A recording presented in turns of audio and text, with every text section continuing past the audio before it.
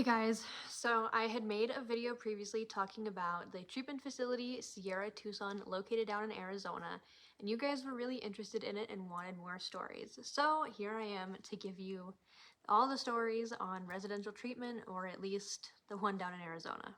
So the first story that I wanted to talk to you guys about is kind of a bigger one, and kind of a crazier one at that. It's about a woman who actually went missing while at Sierra Tucson. And she hadn't even been at the facility for 48 hours before she went missing, which is even crazier. She really didn't spend a lot of time there. So she showed up in treatment, and then she spent a day in what we call the Desert Storm, which is where you go for intake and they kind of evaluate you before they decide which lodge to place you in. There's a total of 3 lodges at Sierra Tucson: a male dorm, a female dorm, and a co-ed dorm. And she was placed in the female dorm, which was the dorm I was in. And on the first day that she was actually in the dorm, I remember I was sitting in the sunroom upstairs, and I hadn't been paying attention, and I'd actually kind of fallen asleep. And one of my friends came to wake me up, and when I woke up, she was just sitting there kind of staring at us, which I thought was odd. But we're in a treatment facility, so you never know what people are going through, what they're dealing with, or what they're going to do. So we just kind of ignored it, went about our day, went and had lunch, and then went to our next couple of classes, and all of a sudden we were put on a lockdown. Everybody was sent back to their dorms, and then security kind of came and looked everywhere. Mind you, there are cameras all over the premises, and even if you don't go to your class, they will come and find you and make sure that they know where you are at all times. So there's really not a lot of misplacement when it comes to people. It's also not an easy place to escape from. You're in the middle of the desert. There is a neighborhood kind of close to the treatment facility, but like I said, you have to get through fences and cameras in order to get there. The woman who actually went missing, her name is Elizabeth Breck, and she's a 46-year-old woman, went missing from Sierra Tucson. Like I said, she'd actually put in a load of laundry and vanished. While we were on lockdown, they had discovered that her phone, wallet, and all of her belongings were obviously still located in the dorm. You don't have your phone, so that's not something that she would have been able to take with her anyways, but her wallet was also left behind, which is kind of odd if you are trying to leave yourself. For the weeks following, I was there until the end of January, so for the rest of my stay, they were doing ground searches, helicopter searches, they even brought in dogs. And were trying to go over all the grounds with dogs, trying to see if they could catch a smell of her. And it was really interesting to me, as someone who has spent their entire life in Montana, because you're in the middle of the desert. If you escape, if she were to have taken off, there's not a lot of places for her to go and hide. Especially if they have helicopters and dogs. Like, there's just not a lot of places that you're gonna hide in the middle of the desert. I mean, there's cacti, but there's no trees and shrubbery that you can hide behind. You're also very close to the border right there. And years after I was in treatment in 2019. It came out that there were other treatment facilities located in Arizona that were actually involved in human trafficking, and they were smuggling people across the border. Elizabeth has still never been found or heard from. She had a family. No one has heard from her. So, hope she's okay. I have no idea what happened. Like I said, I didn't really meet her. I saw her, and that was about it. She didn't spend a lot of time in the actual dorm before she disappeared. So it's just really weird when you really think about someone disappearing from a treatment facility like that. And then actually, after she disappeared, residents were given tracking bracelets, and some people's wristbands actually had a little round tracking device in it. The original wristband that I had did not have a tracker, and then when I got sick with pneumonia and had to spend the night in the hospital and had to be checked back into treatment, then the wristband I was given had a tracker in it. So it's kind of odd that after she disappeared, they're tracking people. The treatment facility as a whole was weird. Some people told me that they thought it was one of the better treatment facilities that they had been to. Personally, I thought it was really weird. They wouldn't even allow you to have a deck of playing cards for yourself. Like, if you wanted to play, solitaire, you couldn't do that. And yet they permitted people to make phone calls to a lady who lived in Tucson, and you could order cigarettes through her, and she would bring you cigarettes. So, interesting enough, they kind of pushed one addiction when They wouldn't even let you have playing cards because they claimed it would be triggering for those who gambled. I don't know. It was a interesting facility to say the least. The other story that I talk a lot about is when I had pneumonia and got really sick. It started one day randomly. I couldn't breathe. I was in the middle of a session actually, and I went and talked to the on-call nurse who told me that I was probably just having some anxiety. They gave me an anxiety medication, told me to take a hot shower, try to get some rest, and we would evaluate it in the morning. They do hourly checks when you are in treatment. That's something that wasn't forewarned to me before I got to treatment, and that was quite shocking, having somebody in your room every hour. It did not matter if you were in the bathroom or in the shower. They had to come in and get a verbal response from you, or a physical, they have to see you as well, response that you are okay. So that's shocking. That was humiliating. But every time they came in that night, I asked them, is there anything that we can do? I'm really struggling to breathe. And I spent that entire night awake, staring at the clock, panicking, honestly, because I genuinely felt as though I couldn't breathe. My chest was really tight. And it wasn't just anxiety. It was definitely more than anxiety. They had tried to give me a second dose of anxiety medication. I had to take it. You can't really refuse your medication when you're in treatment like that. And didn't do anything. It made me very tired, but I didn't want to give in because I was genuinely afraid of suffocating in my sleep.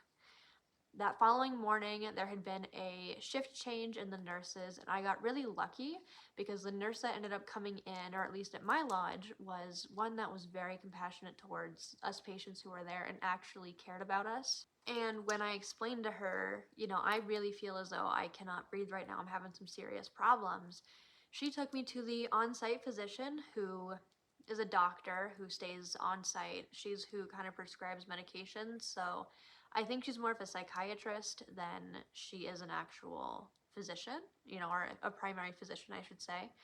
And she listened to my lungs and heart and looked at me and said, "You do not look like you are in distress. Do you think I need to call 911? I don't think I do." And I said, yeah, I can't breathe. I need to go to the hospital. There's something not right. They had tried to give me a nebulizer treatment, and that didn't really help much at all either.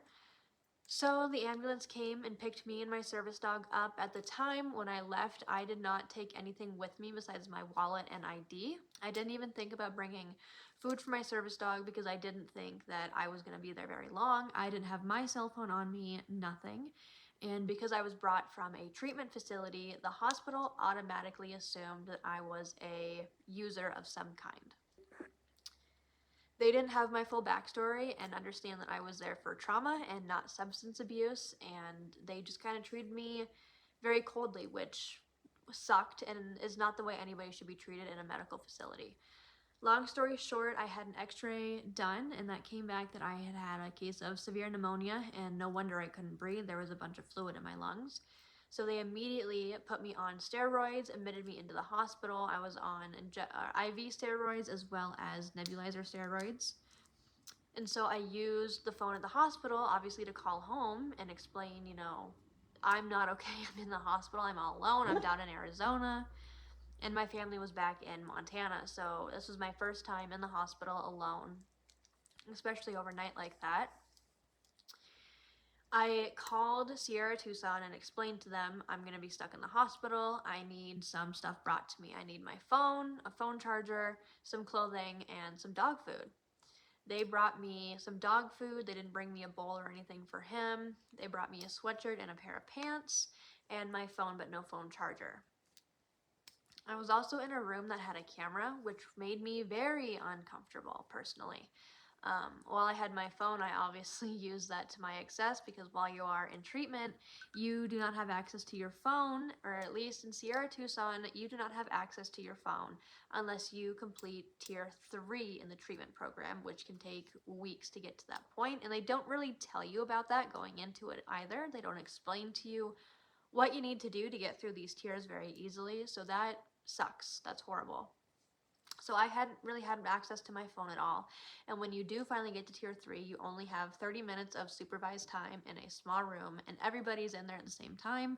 So if you are thinking about FaceTiming or making a personal, phone call, everybody's right there. They are all right there listening to you. So it's it's just horrible. I don't know. You feel like a prisoner, in my opinion, or at least I did. I really felt like a prisoner. So I stayed in the hospital doing treatments for less than 24 hours, and then I was chauffeured back to Sierra Tucson and readmitted into the program. And at that point, that is when I was given the tracking bracelet, which was just weird and awful at that point. A couple of other things, like at Sierra Tucson, they have family days, they have visitation days, and then they have family weeks where families can come out and do program work with you. So visitation days are Sunday evening when people can come and have dinner with you on site. And Sunday dinners always looked different than dinners for the other 6 days of the week. They were always fancy, gourmet. They had them out on trays. It was served like a buffet style, in all the big containers, the silver, you know. It was just fancier than what they fed us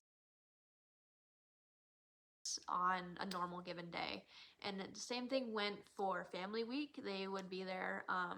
They could come and grab like drinks from the cafeteria. You weren't supposed to take food out of the cafeteria, which is a big bargaining chip when you're in treatment because people are hungry at night, and you can sneak some food out. If you need something, you can probably get it by just simply handing over some snacks that you snuck out of the cafeteria.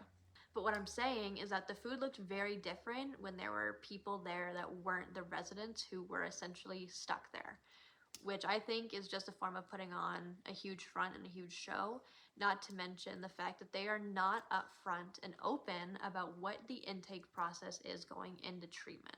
So I was only 18 years old. I had never been into a residential treatment facility before, and there was no warning going into it, which means I did not know that they were going to do a strip search. I did not know that all of my belongings were going to be taken and searched through. I didn't know I would not have access to my cell phone or any of my devices, nor did I know that I would have to purchase a phone card in order to call my family. If you don't buy a phone card, you can't call your family, which is wonderful when you are admitted on a holiday weekend. So spending New Year's in a treatment facility with no contact to my family was horrible, a horrible way to start the year. Let's just put it that way. So Sierra Tucson, I think that they just put on a big front. They would also change medication without telling people. I'm not the only one that this happened to.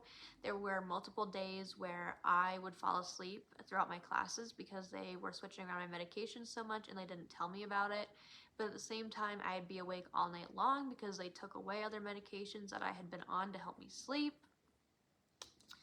So they really enjoyed, in my opinion, just kind of screwing with people and seeing what exactly they could get away with. I also didn't learn techniques to help me. They were very quick to explain why you are the way you are. The fact that, at least for me in the classes and groups that I was in, it was based mostly around trauma and dealing with PTSD, being in your survival mode most of your life, and things like that. They didn't teach me coping skills. They didn't teach me what to do when I got home and things got bad again.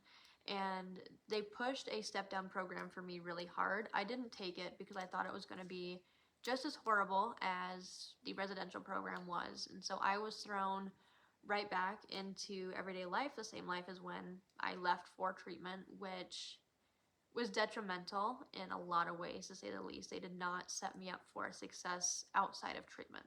I'll say, even for like family week, you don't even get to talk about what you need to talk about. You're given a script, you're given a pamphlet where they tell you to fill in the words, basically like a Mad Libs, and that is what you talk about in your group therapy sessions. So you're not even really getting to discuss issues that you might be coming in with your family, which in my opinion doesn't do anything. If everything is the same for everybody, nobody's the same. A lot of people are here for a lot of different issues. Sierra Tucson treats mostly trauma, mood, and addiction. So there are a lot of people there from all walks of life. So treatment plans are not one and done. It's not the same for everybody. And they are a big believer that it is, which is just kind of crazy in my opinion. So I have a lot more stories about Sierra Tucson that I would love to go over and talk about. And as always, please leave comments, feel free to share and like. Please subscribe if you did enjoy this video, and I will be back with more soon.